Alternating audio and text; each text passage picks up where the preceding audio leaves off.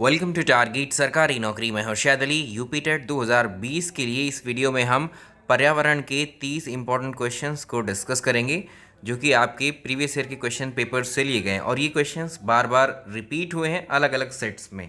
आइए शुरुआत करते हैं। वीडियो को लाइक कर दीजिए और पहला सवाल देखिए आज का। कौन सा वृक्ष जैविक कीटनाशक का उत्पादक है?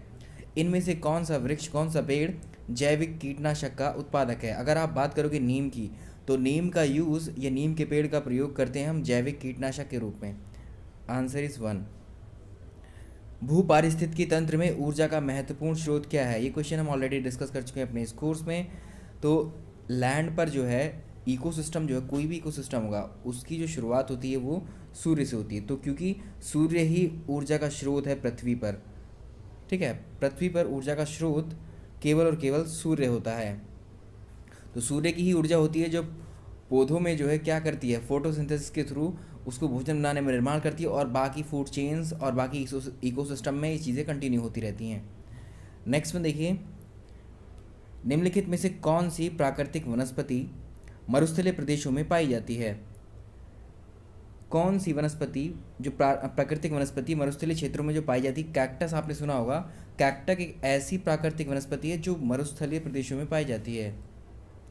जो इसके अपने मोटे फूले हुए तने होते हैं उसमें जल का कलेक्शन रहता है, जल संचय करती है उसमें ये, और रेगिस्तान में ये जीवित रहती है, कैक्टस। नेक्स्ट वन, टाइटन किस ग्रह का प्राकृतिक उपग्रह है? टाइटन की अगर आप बात करोगे, शनि यानी सैटर्न का ये सैटेलाइट होता है। नेक्स्ट वन, निम्नलिखित में से कौन सी फसल बायोडीजल की फसल है? यही क्वेश्चन एक पेपर में और आया था, यानी ये इंपॉर्टेंट क्वेश्चन। जट्रोफा है इसका आंसर। तो जट्रोफा बायोडीजल की फसल है, इसके बीज से बायोडीजल निकलता है। ये एक ऐसी फसल है जो बंजर भूमि में आसानी से उगाई जाती है। पर्यावरण संरक्षण अधिनियम, ये ऑलरेडी हम कर चुके हैं कोर्स में, ये कई बार क्वेश्चन रिपीट होता है ये वाला आपका। तो भारत में पर्यावरण संरक्षण अधिनियम 1986 में आया था, सेकंड वन। अगला सवाल देखिए, भूमंडलीय तापन का क्या कारण है? भूमंडलीय तापन का मतलब है ग्लोबल वार्मिंग की बात कर रहा है। तो ग्लोबल वार्मिंग का मतलब क्या है? हिमनदों में वृद्धि है। पहला ऑप्शन देखिए, तो भूमंडलीय या ग्लोबल वार्मिंग का क्या कारण है? हिमनदों में वृद्धि, कार्बन डाइऑक्साइड में वृद्धि, कार्बन डाइऑक्साइड में कमी, या वनों में वृद्धि। तो सेकंड आंसर देखिए इसका, कार्बन डाई का जो उत्सर्जन है, एमिशन है कार्बन डाइऑक्साइड का, ये इसमें इंक्रीज होने से ग्लोबल वार्मिंग जो है एक तरीके से, या आप कह लीजिए टेम्परेचर जो है अर्थ का बढ़ रहा है। अगला सवाल, निम्नलिखित में से किसमें सर्वाधिक जैव विविधता पाई जाती है? ये क्वेश्चन मैंने आपको लिखवाया था और करवाया था। तो उष्ण कटिबंधीय सदाबहार वन जो होते हैं, उष्ण कटिबंधीय सदाबहार वन, इनमें सबसे ज़्यादा जैव विविधता पाई जाती है, सेकेंड वन। ठीक है, नेक्स्ट वन चलें। निम्नलिखित में से किस मृदा का निर्माण लावा के द्वारा होता है? कौन सी ऐसी मिट्टी है जिसका निर्माण लावा के निकलने से होता है? तो काली मिट्टी आपने देखी होगी, काली मिट्टी का निर्माण होता है जो ज्वालामुखी से लावा निकलता है उसके द्वारा। तो सेकंड ऑप्शन इसका करेक्ट रहेगा। इसका है उदाहरण, एग्जाम्पल कह सकते हैं, बेसाल्ट जो चट्टानें होती हैं वो यही होती हैं। ठीक है, और काली मिट्टी में जो है, हाँ, ये इसका आंसर हो जाएगा सेकंड वन। नेक्स्ट वन देखिए, वायुमंडल की कौन सी परत प्रकाश की पराबैंगनी किरणों को पृथ्वी की सतह पर आने से रोकती है? ये क्वेश्चन भी हम अपने इस कोर्स में कर चुके हैं ऑलरेडी। अगर 130 का आप आंसर लगाएंगे तो समताप मंडल को कहेंगे आप स्ट्रैटोस्फियर। स्ट्रैटोस्फियर में उपस्थित है ये, समताप मंडल में। आंसर इज समताप मंडल। तो अल्ट्रावायलेट रेडिएशन जो है ओजोन लेयर करती है इसको, ठीक है, रोक लेती है। तो ओजोन लेयर कहाँ है? स्ट्रेटोस्फियर में, उसके अपर पार्ट में होती है। अगला क्वेश्चन देखिए, गंगा एक्शन प्लान को लाने का उद्देश्य निम्नलिखित में से किस सुधार हेतु है? गंगा एक्शन प्लान को लाने का क्वेश्चन नंबर 131 है। तो साल 1985 में गंगा एक्शन प्लान की शुरुआत की गई थी और इस कार्य योजना का मुख्य उद्देश्य आवासीय मकानों और कई प्रकार की जो औद्योगिक इकाई से निकलकर गंगा में मिलने वाले अपशिष्ट होते हैं, जल मल, इनको जो है एक तरीके से कंट्रोल करना या उनको रोकना था। तो अगर इसकी बात करोगे क्वेश्चन नंबर 131 की, तो ये जल की गुणवत्ता से रिलेटेड है। गंगा एक्शन प्लान मैंने आपको करवाया, ये ईयर भी आपको करवाया है। नेक्स्ट वन देखिए, मध्य प्रदेश में कौन सा शहर झीलों का शहर कहा जाता है? 132। तो मध्य प्रदेश में भोपाल है, भोपाल को कहा जाता है झीलों का शहर। लोअर लेक और अपर लेक जैसी यहाँ दो झीलें हैं जिनके कारण भोपाल को झीलों का शहर कहा जाता है। शिक्षक की सबसे बहुमूल्य निधि क्या होती है? शिक्षक की सबसे बहुमूल्य निधि होती है, इनमें से अगर आप कहोगे सेवा, वेतन, गर्व या छात्रों का विश्वास, इन चारों में सबसे इंपॉर्टेंट है छात्रों का विश्वास जीत लेना। ठीक है, अगर छात्रों का विश्वास जीत लिया एक बार शिक्षक ने तो छात्र जो है उस पर विश्वास करते हैं और जो एक पढ़ने और पढ़ाने और सीखने सिखाने की जो प्रक्रिया है बहुत बेहतर ढंग से आगे चलती है। नेक्स्ट वन देखिए, परिकल्पना को बार बार परीक्षण करने से गलत नहीं पाया जाता है, तो वह एक है। तो परिकल्पना को बार बार परीक्षण करने से गलत नहीं पाए जाने पर उसे हम क्या कहते हैं? एक सिद्धांत कहते हैं। तो इसका आंसर हो जाएगा 134 का फर्स्ट। नेक्स्ट क्वेश्चन देखिए, निम्नलिखित में से सबसे उपयुक्त शिक्षण विधि कौन सी है? तो व्याख्यान की अगर आप बात करोगे, व्याख्यान एक्सप्लेनेशन और ऋतुलेख सबसे उपयुक्त शिक्षण विधि मानी जाती हैं। तो व्याख्यान विधि से छात्र जो है पाठ सीखते हैं और जो ऋतुलेख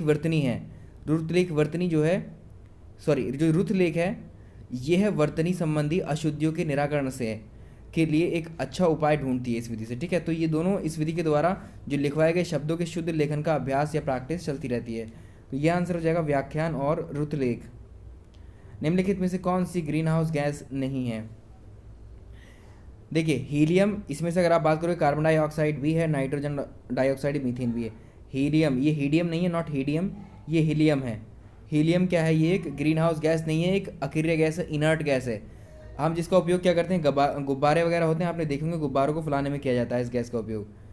नेक्स्ट में देखिए, ध्वनि प्रदूषण का मापन किस इकाई के द्वारा किया जाता है?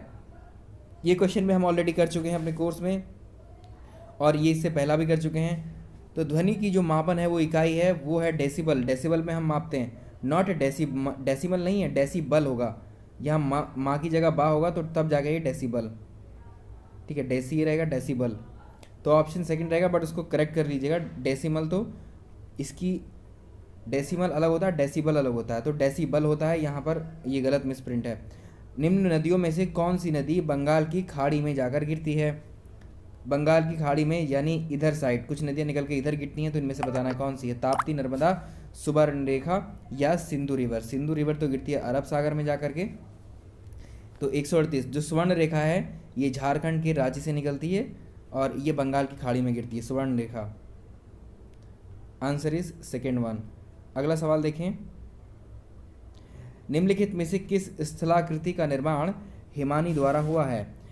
हिमानी द्वारा, ग्लेशियर द्वारा। तो ग्लेशियर द्वारा या हिमानियों द्वारा कई प्रकार के स्थल रूप हमें देखने को मिलते हैं।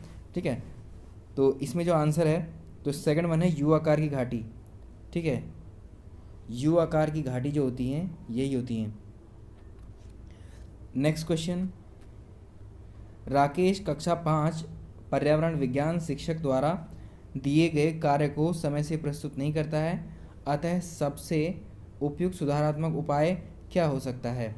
तो सबसे उपयुक्त सुधारात्मक उपाय जो है, राकेश की जो अनियमितताएं हैं, उसकी इरेगुलरिटीज़ हैं, उनके बारे में पहले पता किया जा सकता है। उनके बारे में अगर आपको पता लग जाता है तो आप उसको जो है सही रास्ता भी दिखा सकते हैं, उनको करेक्ट किया जा सकता है बहुत आसानी से।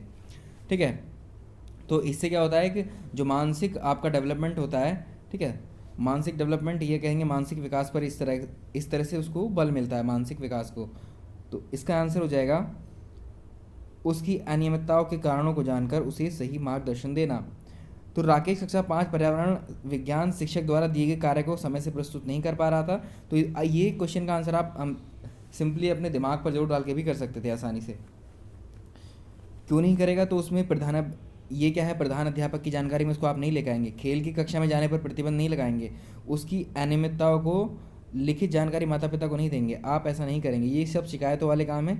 एक शिक्षक का काम शिकायतें करना नहीं होता है, जबकि उसकी जो परेशानी है उनको जान करके उसका निराकरण या उसका सोल्यूशन छात्र को देना ही होता है। तो ये third option is correct. Green muffler की बात करेंगे, ये क्वेश्चन हम कर चुके हैं। ग्रीन मफलर के बारे में हम जानते हैं ग्रीन मफलर क्या होते हैं। देखिए जिन शहरों में या जिन जगहों पर, जिन प्लेसेस पर, जिन क्षेत्रों पर आवाज़ यानी शोरगुल ज़्यादा होता है, उन जगहों पर हम जो है कुछ बड़े बड़े प्लांट्स को जो है लगाते हैं, बड़े बड़े पौधे लगाते हैं, और इन बड़े पौधों को, हरे पौधों को कहते हैं हम ग्रीन मफलर। तो ये ग्रीन मफलर किससे है? मृदा प्रदूषण से है क्या? ध्वनि प्रदूषण से है? या मैंने मतलब नॉइज़, जहाँ शोर होता है, तो ये ध्वनि प्रदूषण है। तो ध्वनि प्रदूषण को नियंत्रित करने वाले हरे पौधे को हम ग्रीन मफलर कहते हैं। ध्वनि प्रदूषण वाले क्षेत्रों में विशालकाय पौधे लगाए जाते हैं। इनमें क्या होता है, जो ध्वनि तरंगें होती हैं अवशोषित करने की काफ़ी क्षमता होती है इनके अंदर। निम्नलिखित में से कौन सा सागर यूरोप को अफ्रीका से अलग करता है? कौन सा सागर है यूरोप को अफ्रीका से अलग करता है? जी हाँ, भूमध्य सागर है, भूमध्य सागर है। अंतर्राष्ट्रीय ओजोन दिवस, वेरी इंपॉर्टेंट क्वेश्चन, ये लिखवा चुके हैं इसको आई थिंक। ओजोन दिवस 16 सितंबर को मनाया जाता है विश्व में जलवायु परिवर्तन के प्रति जागरूकता लाने के लिए, 16 सितंबर। किसी खाद्य श्रृंखला में शाकाहारी क्या होते हैं? डिस्कस किया था, बताया था मैंने आपको ये क्वेश्चन, पूरी खाद्य श्रृंखला फूड चेन में डिस्कस किया था, फूड वेब में भी डिस्कस किया था। तो ये होते हैं प्राथमिक उपभोक्ता, प्राइमरी कंज्यूमर। क्यों? क्योंकि ये जो ग्रीन प्लांट्स ऑलरेडी क्या है, ये उत्पादक हैं, इनको डायरेक्टली खाते हैं, तो ये प्रथम होते हैं जो खाते हैं इनको। ठीक है, पूरा चैप्टर किया है आपने, जिन लोगों ने भी, जिन स्टूडेंट्स ने भी नहीं देखे हैं, ये शुरुआत के 10 से 12 वीडियो लेसन ईवीएस के उनको देख लीजिए, काफ़ी सारे क्वेश्चन डाउट्स आपके क्लियर हो जाएंगे।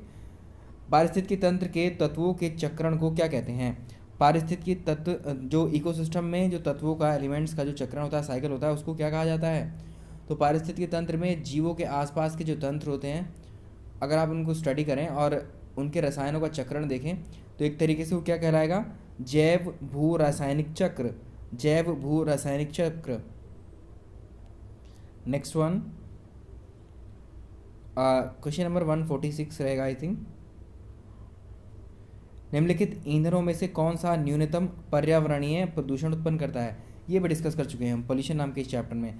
तो डीजल काफ़ी देता है, काफ़ी पोल्यूशन पैदा करता है, पेट्रोल भी एंड कोयला भी। सिर्फ हाइड्रोजन है जिस पर विचार किया जा रहा है, नेक्स्ट फ्यूल ये हो सकता है, बहुत कम पोल्यूशन ये देता है। संकटग्रस्त जानवर या संकटग्रस्त जंतु दैत्याकार पांडा कहाँ पाया जाता है? 147।